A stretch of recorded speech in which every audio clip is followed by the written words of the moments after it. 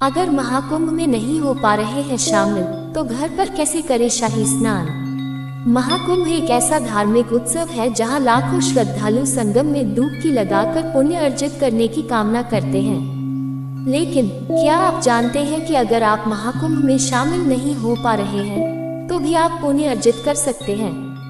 आइए इस लेख में विस्तार से जानते हैं। महाकुंभ का आगाज अब होने में कुछ ही दिन शेष हैं। उत्तर प्रदेश के प्रयागराज में एक बार फिर से 12 वर्ष के बाद भक्त आस्था की डुबकी लगाएंगे।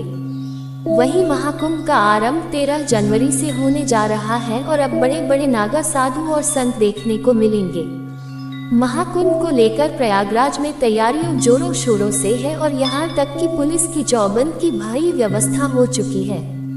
महाकुंभ स्नान करने के लिए भक्त संगम स्नान करने के लिए देश विदेश से आते हैं। वहीं ये तो आप सब जानते ही हैं कि महाकुंभ में कितनी भीड़ उमड़ती है, जिसके कारण वहां जा पाना और स्नान करना थोड़ा मुश्किल हो जाता है। अब ऐसे में अगर आप महाकुंभ में शामिल नहीं हो पा रहे हैं तो घर पर ही शाही स्नान कैसे कर सकते हैं, घर पर ही महाकुंभ का पुण्य कैसे कर सकते हैं अर्जित। अगर आप प्रयागराज नहीं जा पा रहे हैं तो कोशिश करें कि आप जहां रहते हैं वहां पवित्र नदी में जाकर स्नान जरूर कर सकते हैं। अगर आपके आसपास कोई पवित्र नदी नहीं है तो आप घर में नहाने के पानी में गंगाजल मिलाकर स्नान करें, इससे भी पुण्य प्राप्ति हो सकती है। अगर आप महाकुंभ के दौरान घर पर ही स्नान कर रहे हैं तो इस मंत्र का विशेष रूप से जाप करें, इससे आपको पुण्य फलों की प्राप्ति हो सकती है। महाकुंभ के दौरान स्नान करने की तिथि कब से कब तक है।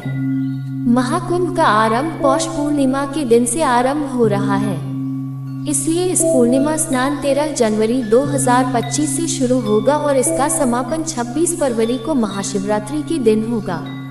इसलिए कुल 45 दिनों तक महाकुंभ रहेगा। महाकुंभ शाही स्नान का महत्व क्या है।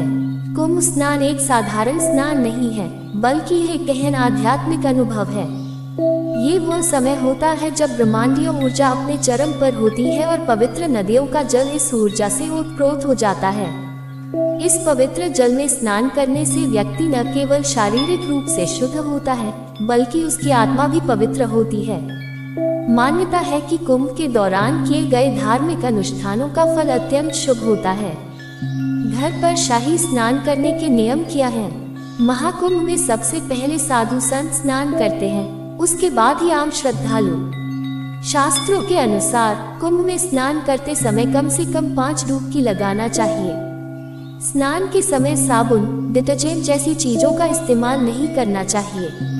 स्नान के बाद जरूरतमंदों को दान करना शुभ माना जाता है।